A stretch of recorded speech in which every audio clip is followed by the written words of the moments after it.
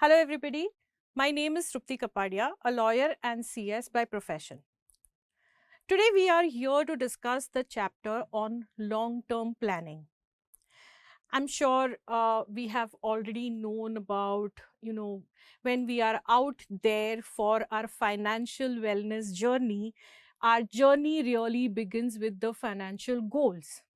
And those goals that we have, which we call our financial goals,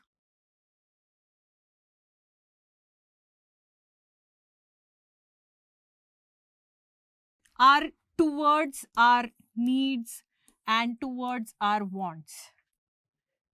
Whenever that is in our present tense or in our near future, those are our short term financial goals. But when these goals are for a longer duration or the completion of which depends upon a passing of long period of time, those become our long term financial goals for which we need the planning which is aligned to a long term mindset.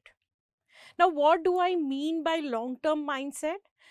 Briefly, we know very clearly that when we talk about long term goals or long term planning, the journey is for a couple of years in line, which means there are a lot of uncertainties. There would be an element of inflation that will come in, and at the same time we will have our expenses changing as we grow in life. Hence, short term planning, which is more immediate and more stable with its factors, will significantly differ when it comes to long term planning, because there are a lot of variables that we will have to be mindful about. So the planning that we need to achieve our long term financial goals is our long term planning. Let's move further and see the roadmap of this particular chapter, which is,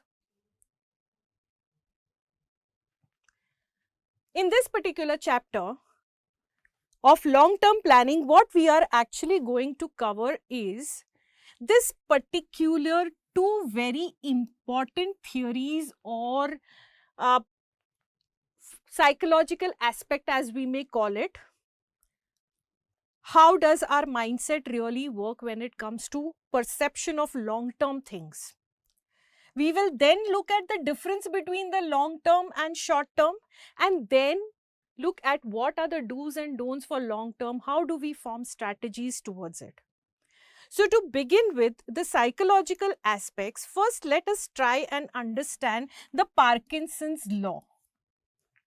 Let me start that with asking a particular question.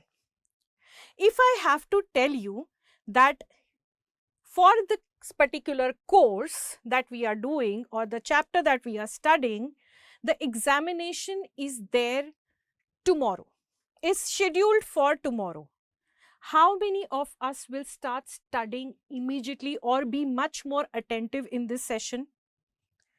I'm sure each one listening is raising their hand and trying to say, yes, we will be, because tomorrow I need to very quickly answer or take this examination.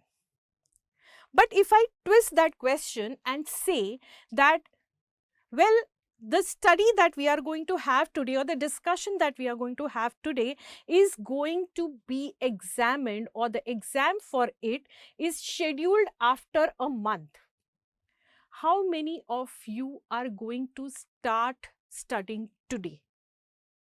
I'm sure most of us are mentally saying that no, of course, I am not going to study today. Maybe I will start studying a little before, say 3-4 days before the exam. And that is what we call or we understand by the longer the duration we have in our hand to perform the task, the more complex we make it. And that is exactly what we are going to look at when we call or when we are trying to understand the Parkinson's law. Let's look at the law in the next slide. So when we are talking about Parkinson's law, what we are saying is,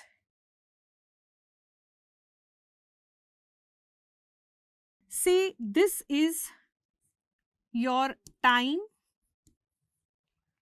this is your effort. The lesser the time we take, the more effort we need. So when I say that we are going to give the exam tomorrow, very quickly you are going to study with most focus and the effort will be at its peak. But if I have said it is after a month, then probably the graph will be something like this, which means I am taking a lot more time with lot less of efforts. The peak is here where I have taken the least of time and more of effort. What are we trying to understand here is that our mind processes an immediate need much quicker and faster. So if something is tomorrow, we are a lot more attentive and we take very prompt action for which we need very little time, and in a concentrated effort, we finish the job. But Parkinson says that the longer we spread that, the more time we spend on it, the lesser diluted efforts will go in. Because with the passing of time, we will only make the whole job a little more complex. Let's try and understand by virtue of a small story. So there is this boy, little boy John, who is in the habit of always delaying his homework or not submitting his assignment on time. It was a Monday morning and he wakes up from his sleep and is kind of trying to recall what do I have to submit today, and he realizes that the past two projects that he was supposed to deliver or assignment that he was supposed to complete, he has not done it. So he was dreading to go to school. Although with no choice, he ends up in the school. When he enters the class, he realizes everybody has submitted their assignment but him. The teacher comes up to him and asks, "Why have you not submitted your assignment?" And he's left with no answer, just looking away from the teacher. The teacher was trying to be a little more empathetic, and she said, "Was that something went wrong yesterday because of which you couldn't complete your assignment today?" And his eyes twinkled and he thought this was his very easy getaway. So he said, yes, I had a terrible headache. And because of that headache, I couldn't complete my assignment. But I will do it as soon as it is possible. So the teacher looked at him again empathetically and asked, "Are you asking for an extension?" And he said, "Yes," jumping with joy. So the teacher said, "All right, you do get an extension, but with just one condition, that the last two assignment plus this one, all three of them, you need to submit it by tomorrow." This left him shaking up, but with no choice, he agreed. And he went home trying to now look at how to deal with it. That is when he realized that had I done my homework as soon as I received it, I would have finished it in the first go itself without spending more time on it. With focused efforts, I would not be grappling with this situation. So all I needed to do was be consistent in attending to my deadlines little by little, and I would not end up with this disastrous scenario today where at the end of such a long period, I am in no situation to finish 3 projects. Resultingly, if I don't finish it, I will be detained from the school. Hence, this situation arose because when I could complete in little time, I did not. And I wasted more time over it. As we spend more time on it, there are more tasks that come our way. As more tasks come our way, we are cluttered with a lot more to process, which leads us into making mistakes and making the whole task extremely complex. So Parkinson says that work expands to fill the time available for its completion. Now, let's look at this graph where probably here there was just 1 week given for the homework, but everybody finished it. So with a concentrated time of 1 week, the whole efforts were there, and with least of time and most of energy efforts, the work got completed.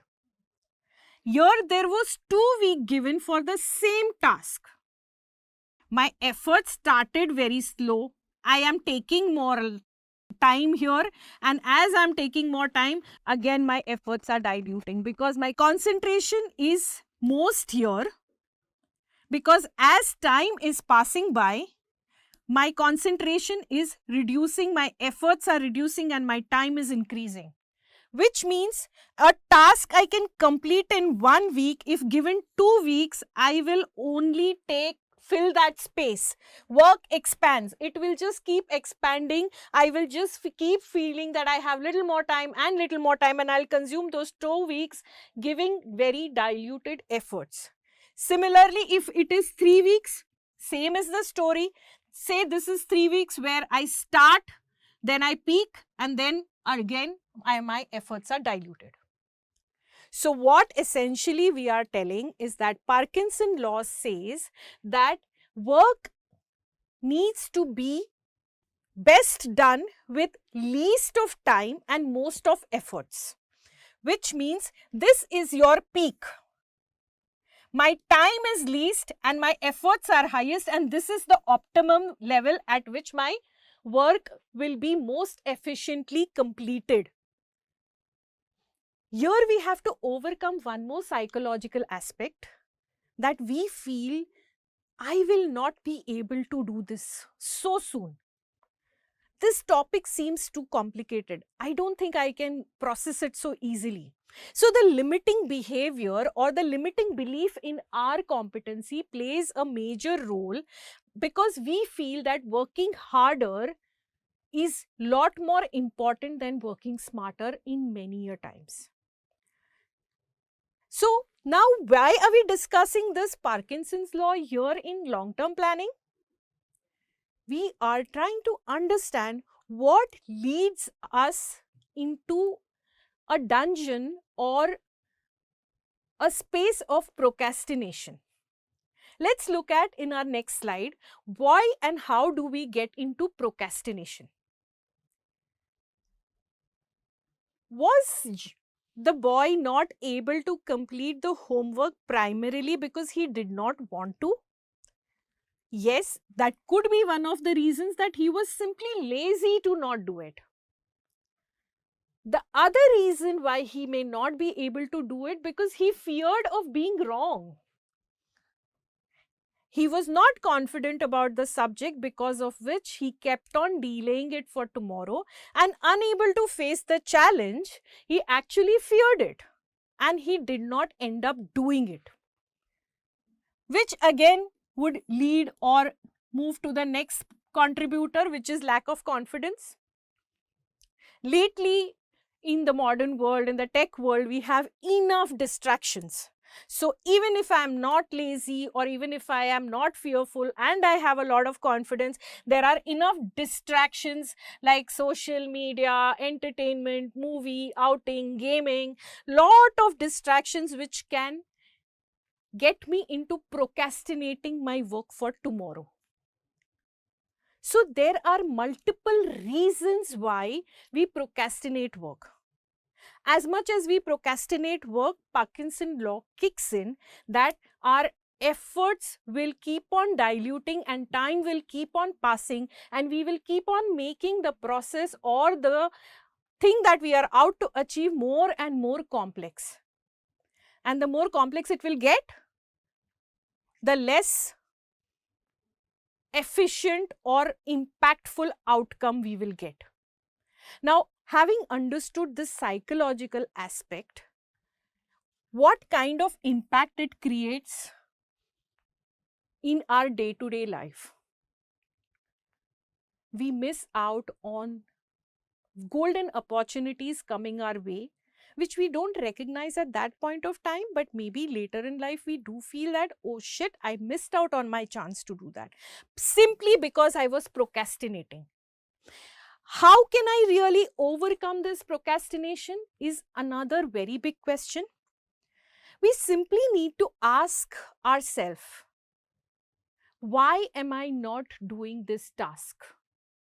There could be two reasons. One could be an external reason, which would mean that something outside has changed. I had understood this theory in this form, but now they are saying that we do not have to apply this theory, we have to apply something else, and I don't understand it. There are external factors which are impacting my doing, which I will have no control over.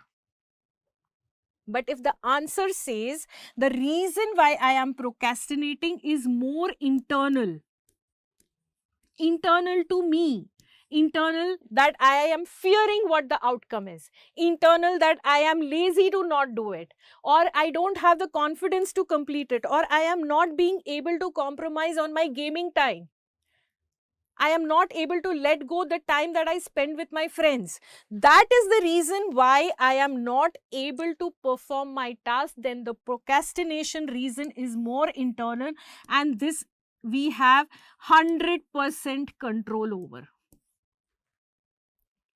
So when we look at procrastination and Parkinson law together, the combination of both of it results into delay in actions.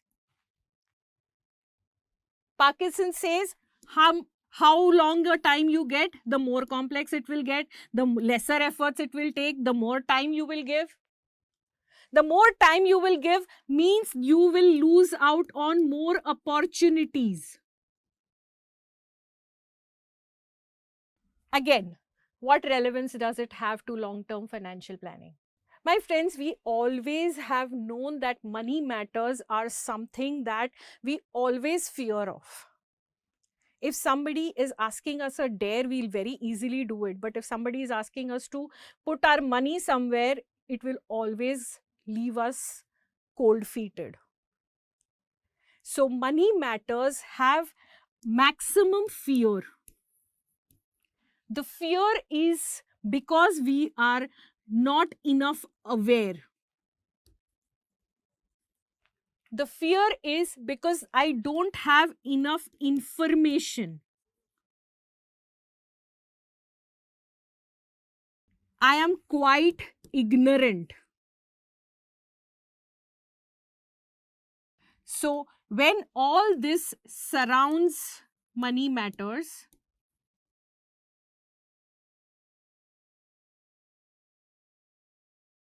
this is going to lead to delay in actions involving money matters. And we have very clearly understood that the earlier in life we start saving for our future, the earlier we sow the seeds for reaping the benefits of the trees that will come up and be fruit bearing for us. The earlier we start, the better growth we will see in our financial journey. Hence, these two important aspects that we have looked at are extremely important for us to understand that we have to overcome each one of this, primarily because this is going to lead us into a space of delay. It will throw us back a couple of years if we are not able to conquer this. So procrastination, we need to push ourselves to say why and overcome it by taking baby steps. We may not be able to change ourselves overnight, but if I am not able to complete my assignment in a week, every day I have to just do a little of it is a baby step that we can take towards. So baby steps, consistent efforts is something that we will essentially have to do when it comes to long term. Another very important or a very simple understanding that I would like to give is, suppose there is a task to cut down a very huge tree.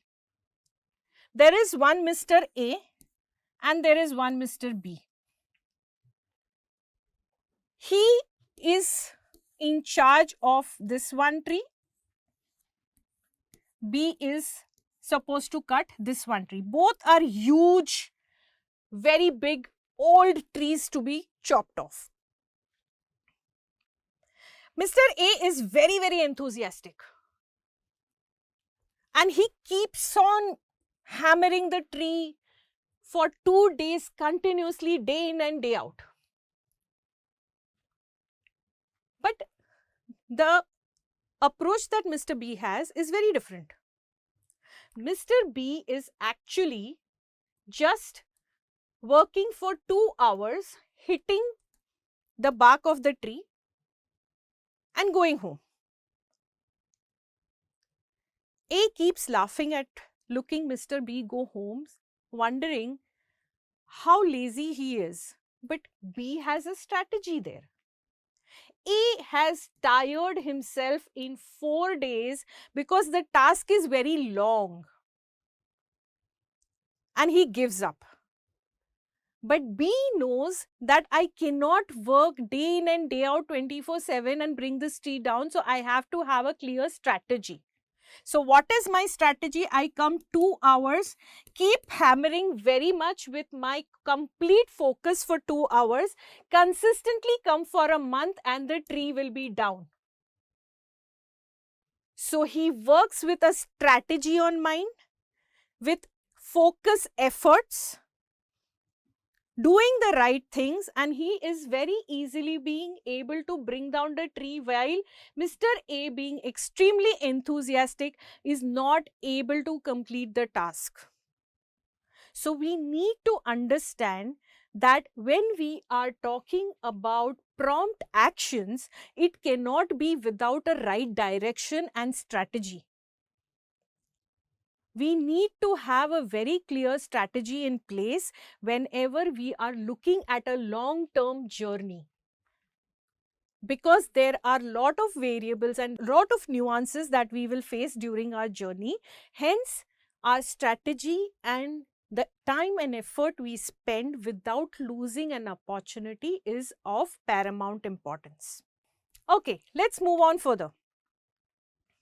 Now, let's very quickly touch upon long-term and short-term needs and wants. Of course, we know financial goals are between needs and wants. There will be short-term plus long-term. There will be short-term plus long-term. What are short-term? Something which I need in immediate future. What is long-term? That I need after a period of time. So, when we are looking at this, long term and short term, there are different ways of looking at it. Let's look at in the next slide, how are we going to look at short term goals. Short term goals means essentially I have to complete this task in a short duration. So say 1 month, 6 months or 12 months. When I am having a short term goal, that fills my mind. Every single time an immediate task on hand is very easily catered to because I have visibility of what I have to do and how I have to do, plus it enjoys priority. So when I look at short-term financial goals, or when I'm saving money for short-term financial goals, there is a particular way of gathering our money and securing. Whatever I save for my short-term goal, because I need it in immediate future, it has to be liquid, which means I should be able to withdraw that money very easily. So I cannot put that money in any kind of fixed deposit. Same way, I have to be mindful that I don't dilute it, which means I cannot invest it in equity markets or any risky investment. Wherever there is volatility or a probability of money going fluctuating up and down, there I cannot invest this money that I have saved for my short-term financial goals. So capital protection and liquidity becomes two very important aspects to look at when it comes to short-term financial goals. Of course, we will look at efficiencies of tax depending upon whatever investments we are and wherever we are standing with whatever kind of investments at that given particular point of time. Now, how do the long-term financial goals differ from it? Let's look at that. Long-term financial goals are something that I have to look at from year 1 to maybe say year 10. It is not something which is immediate. There is a long journey to be covered. In this long journey, we have a demon called inflation to meet up to. Another important thing, we have something which is called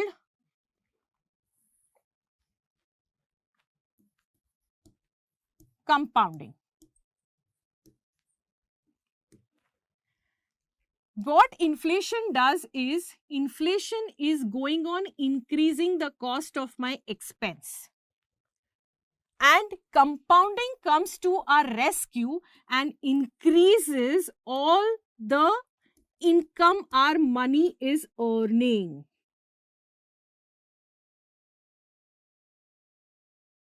It is extremely important for us to understand the demon of inflation, which is eating up all our money, is countered by the theory of compounding.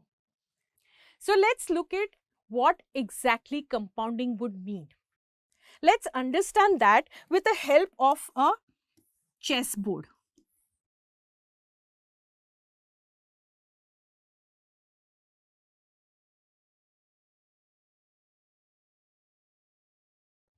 Once when a mantri was able to function a task given by his king, the king got very happy and he told, ask what you want and you shall be gifted with that. So the mantri said, I only need a grain of rice in such a manner that with every next day the grain should double. So on day 1, I get grain, which is 1. On day 2, I get 2 grains. And so for 3 months, just keep doubling the grains and I would be very happy and obliged. The king thought he was being extremely foolish by just asking 1 grain. And he said, how do you measure it? So he presented this board and said that we will keep a track of it by virtue of this board. Day 1, 2, 4, 8 and so on for 3 months. The king thought the mantri was rather foolish and he happily agreed and said, okay, granted. The humble mantri was rejoiced and he returned very happily. Till a couple of days, 15 days passed by and the king felt it was rather stupid ask from the mantri. But as days passed and the doubling number actually went on increasing to a level where 3 room full of grains were actually exhausted in fulfilling the wish of the mantri.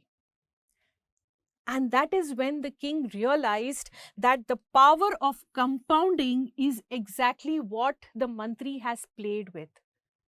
Remember, the journey just began with a grain of rice. And that is what we need to understand, that consistent efforts for our long-term financial goals are extremely important, which will just start with a small saving that we have. But over a period of time, it will have this impact of the numbers multiplying and getting larger and larger as time passes by, because the returns are multiplying. And that is precisely why compounding is an answer to inflation. If we are able to save money and invest it properly in moderate to high risk investments.